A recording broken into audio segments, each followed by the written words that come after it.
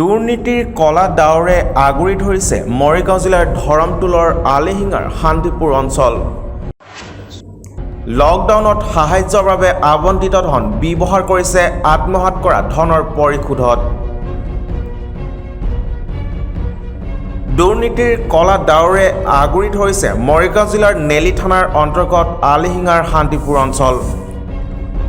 লকডাউনত সাহায্যৰ বাবে আবণ্টিত ধন ব্যৱহাৰ কৰিছে আত্মসাৎ কৰা ধন পৰিশোধত।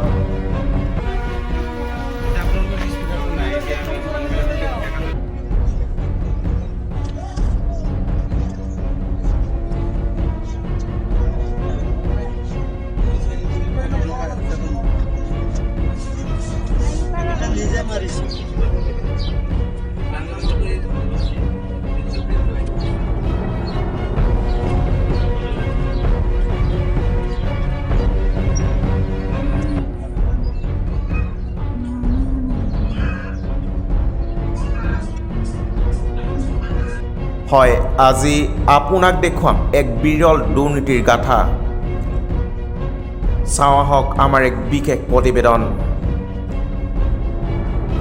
তাৰ আগতে চাই লওক এইকেইজন বিশেষ ব্যক্তিলৈ।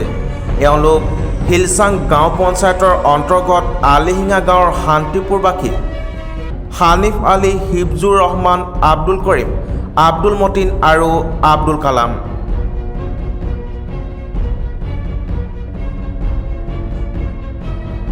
এতিয়া হওক তেওঁলোকক চিনাকি কৰি দিয়াৰ উদ্দেশ্যে কওঁ। প্ৰথমে মন কৰক 360 ডিগ্ৰী কোণৰ দৃশ্যৰ এই ঘৰটোলৈ। এই ঘৰটো ইণ্ডিয়া আৱাস যোজনা গৃহ আঁচনিৰ এটা ঘৰ।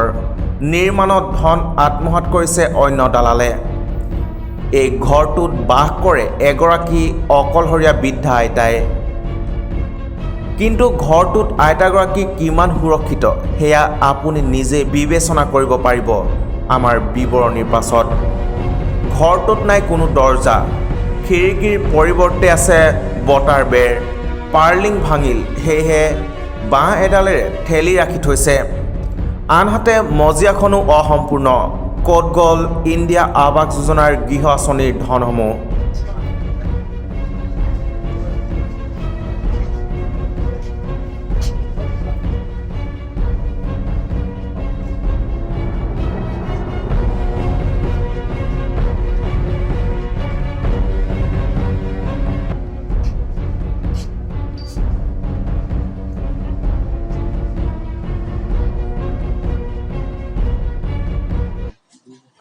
তিনি বছৰ মান হ'ল।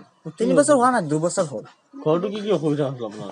অসুবিধা এইটোৱেই ছাৰ, আমাৰ ঘৰটো মায়ে গৈছে বেংকত, যাই পেলাই মাৰ পৰা আটাবোৰ আৰু জ্বলিলে পইচাকেইটা ল'লে হাতৰ পৰা। লৈ পেলাই কৈছে মই কি লাগে চামান আনি দিম। আনাৰ পিছত আকৌ সিহঁতে চামান লৈ পেলাই যোৱা সময়ত চামান ল'ব, আদা ল'লে, আদা লোৱা নাই। 3 ইঞ্চি কৰি পেলাই সিহঁতে গুচি গ'ল। যোৱাৰ পিছত আকৌ সিহঁতে যাই পেলাই কৈছে আকৌ বনাই দিম। মায়ে যদি যায় নিদিয়ে, লাংফাং কৰি পেলাই ঘূৰি থাকে। ঘূৰাৰ পিছত তাৰপিছত এই দৃশ্যলৈ মন কৰক। এই দৃশ্য হৈছে এটা স্বচ্ছ ভাৰত অভিযানৰ এটা শৌচালয়ৰ দৃশ্য। শৌচালয় নিৰ্মাণৰ পূৰ্বে উপভোক্তাই ধন আদায় দিবলগীয়া হৈছে। প্ৰতিটো শৌচালয়ৰ বাবদ এজন উপভোক্তাই 200ৰ পৰা 400 টকা পূৰ্বে আদায় দিব লাগে। কিন্তু শৌচালয়ৰ কাম সম্পূৰ্ণ নকৰাকৈ শৌচালয়ৰ বাবে আবণ্টিত ধন আদায় ল'লে। অৱশ্যে উপভোক্তাই যাতে নিশ্চিন্তে শৌচ কৰিব পাৰে তাৰ বাবে অৰ্ধনিৰ্মিত শৌচালয়টোৰো দেৱালৰ পৰিৱৰ্তে বটা বেৰ দিছে। লেট্ৰিনটো কোনে বনাইছিলে? এই লেট্ৰিনটো কৰিম বনাইছে। তেওঁ কোন হয়? কৰিম। অঁ, তোৰ নাম হ'ল কৰিম, আলিচিঙা মানুহ। তেওঁ কি কৰে? হেৰি লেট্ৰিনৰ বিজেপি লিটাৰ কৰে। এইটো আপোনাৰ লেট্ৰিনটো আধৰুৱা কৰি থৈ দিলে। আদৰা কৰি থৈ দিছে। পইচা খুৱাব ক'লে সি কয় এতিয়া মই ক'ৰ পৰা দিম। সি পইচা খাই খাই চব হেৰি কৰিলে। নামটো কি? মোৰ নাম মহম্মদ মুজিবুৰ ৰহমান। মুজিবুৰ ৰহমান। অঁ, লেট্ৰিনটো কিবা ফটো উঠাই লৈ গৈছিল নেকি? ফটো চটো উঠোৱা নাই। উঠোৱা নাই ন? নাই। মানে আধৰুৱা কৰা কিমান দিন হ'ল? আজি বহুত দিন হ'ল, 1 বছৰৰ ওপৰত হ'ল। 1 বছৰৰ ওপৰত ওপৰত হ'ল। নেক্সট আকৌ আপুনি কিবা যোগাযোগ কৰিছিল নেকি তেওঁৰ লগত? তেওঁৰ লগত যোগাযোগ কৰিছোঁ। কি কয় সি একো নকয়, সি তাৰ তাত গ'লে পইচা কথা পাতিলে সি মাত নিদিয়ে। এতিয়া আপুনি পইচাটো খাই থলে বুলি ক'ব বিচাৰে আৰু অঁ ঠিক আছে হ'ব। লেট্ৰিনৰ পইচা দিম বুলি কৈছে যে 12,000 টকা লেট্ৰিনতো আহিছে, এতিয়া পইচা লাগে, মানে পঞ্চায়ত কিবা এটা লাগে বা অফিচত কিবা কাম লাগে, এতিয়া পইচা লাগে। এতিয়া মানে মোৰ পৰা 300 টকা লৈছে লেট্ৰিন দিব কাৰণে, চাউলৰ কাৰণে। এতিয়া মানে 2 মাহ ভিতৰতে মানে ৰেচন কাৰ্ডটো ওলাব। এতিয়া 1100 টকা লাগে, মই সেই তাৰপাছত এই 1100 টকা দিলোঁ। মোৰ পৰা এই 1100 টকা ৰেচন কাৰ্ডৰ লোকে লৈছে, হানিফালি লৈছে। লেট্ৰিনৰ কাৰণে আব্দুল কৰিমে লৈছে।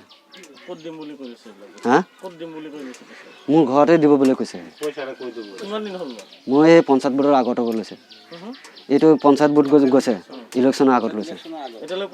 নাই, এতিয়ালৈকে পোৱা নাই। কৈছোঁ, এতিয়া চৰকাৰে নিদিলে আমি ক'ৰ পৰা দিম, সেইটো সিহঁতে কৈ আছে। 1000 টকাটো পালেনে? নাই, আমি এইটো পোৱা নাই। এতিয়া মানে আমি আৰু 2 দিন আগতে কৈছোঁ যে সিহঁতৰ মানে কি চৰকাৰৰ পইচাটো এতিয়া চৰকাৰৰ পৰা 20 জনৰ মাত্ৰ আইন কৰিছে, 20 জনৰ পইচাটো দিম বোলে, আৰু আমি 20 জনৰ বাহিৰৰ পৰা নিদিওঁ বোলে, নোৱাৰিলে। তেখেতে এইটোৱে কয়। জিয়াবুৰ ৰহমান আৰু কৰিম আছিলে। কোন হয় তেওঁলোক? সিহঁততো বিজেপিৰ মানুহ আছে। কেতিয়া নিছে আপোনাৰ বয়? নিছে 2 বছৰ হৈ গ'ল। কিমান নিছে? 200 টকা লৈছে। 300 খুজিছিলে, মই কৈছোঁ লেফ্টিন আহিলে পিছত 100 টকা দিম, এতিয়া 200 টকা লৈ যায়। তেতিয়া মই 200 টকা দি দিছোঁ। এতিয়া যোগাযোগ কৰিছেনে তেওঁ? চৰকাৰে নিদিলে মই ক'ৰ পৰা দিম, এনেকৈ কৈ আছে। আহিলেতো মই দিম। পইচাটোতো ঘূৰাই দিয়া নাই? না, ঘূৰাই দিয়া নাই। ঠিক আছে। এইবাৰ শৌচালয় কথা বাদ দিলোঁ, এইবাৰ আন এক দুৰ্নীতি। এইবাৰ চাব নালাগে, শুনিলেই হ'ব। শুনক এইজন ব্যক্তিৰ ভাষ্য। লোৱা এবছৰ হৈ গ'ল। 1100কৈ লৈছে। পোৱা নাই। তেতিয়া কৈছে এসপ্তাহৰ ভিতৰত আহি যাব, সোনকালে পইচাকেইটা দিয়া, তেতিয়াহ'লে আহিব, নহ'লেনো নাহে। পইচা নিদিলে নহ'ব। নিদিওঁ বুলি কৈছে। পইচা দিব লাগিব। সিহঁতে আমাৰ ঘৰৰ পৰা 3টা মানুহৰ পৰা লৈছে, এটাও পোৱা নাই। হিফজুৰ আলী। হিফজুৰ আলীয়ে লৈছে না? হয়। চৰকাৰে সাহায্য কিবা পাইছে নেকি নাই, কৰোণাৰ কাৰণে? একো পোৱা নাই। একো পোৱা নাই। নাই। লেট্ৰিনৰ পৰা পইচা লৈছে, কিন্তু লেট্ৰিন দিয়া নাই। 300কৈ লৈছে। 300 লৈছে।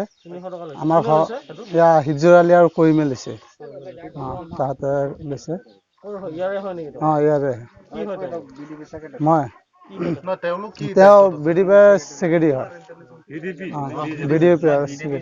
BDP secretary. অঁ, হয়।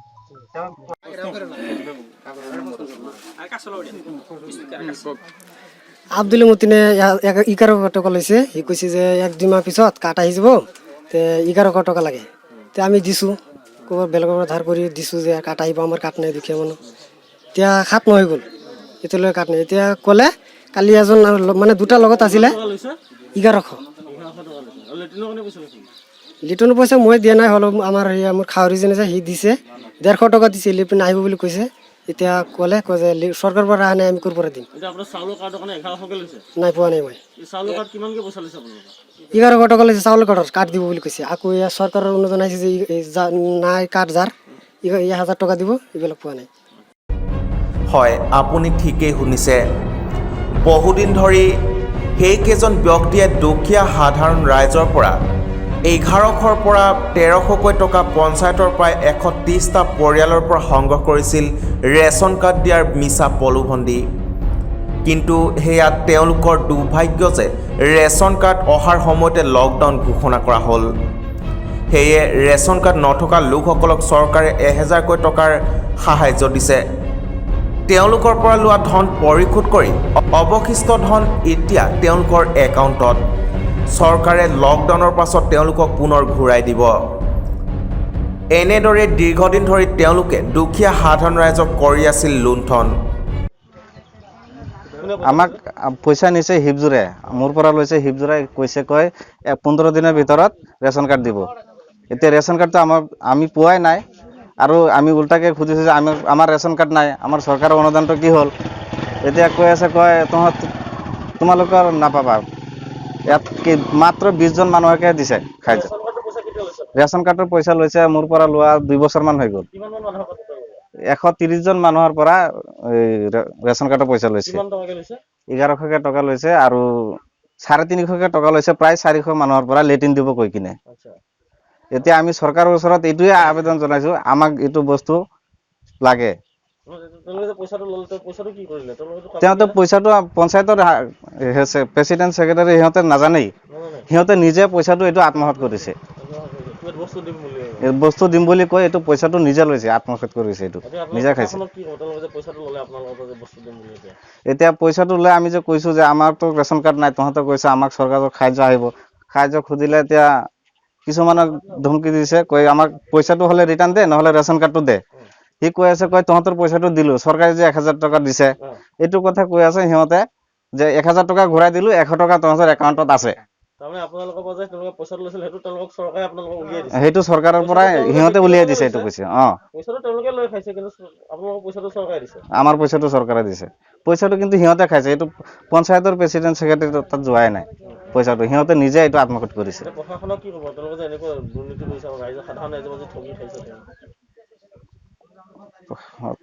আমি প্ৰশাসনক এইটোৱে অনুৰোধ জনাইছো, আমাক এইকেইটা বস্তু ন্যায় লাগে, আমাৰ এই দুখীয়া মানুহকেইটাক ন্যায় লাগে, আমি এইটোৱে অনুৰোধ জনাইছো। কিন্তু এতিয়া এই সময়ত গুৰুত্বপূৰ্ণ কোটিটকীয়া প্ৰশ্ন, কাৰ ছত্ৰছায়াত চলিছিল এই লুণ্ঠন? সকাহ পাবনে দুখীয়া দৰিদ্ৰ লোকসকলে এইসকল দুৰ্নীতিপৰায়ণ লোকৰ কবলৰ পৰা? হ'বনে ইয়াৰ এক উচিত ন্যায় তদন্ত? এই সকলোবোৰ প্ৰশ্নৰ উত্তৰ কি হয় সেয়া জনাম পৰৱৰ্তী প্ৰতিবেদনত, আৰু ইয়াৰ ৰহস্য ফাদিল হ'ব পৰৱৰ্তী প্ৰতিবেদনত। মৰিগাঁও ধৰমটোলৰ পৰা মিলন কাকতিৰ ৰিপৰ্ট, অসম টুডে।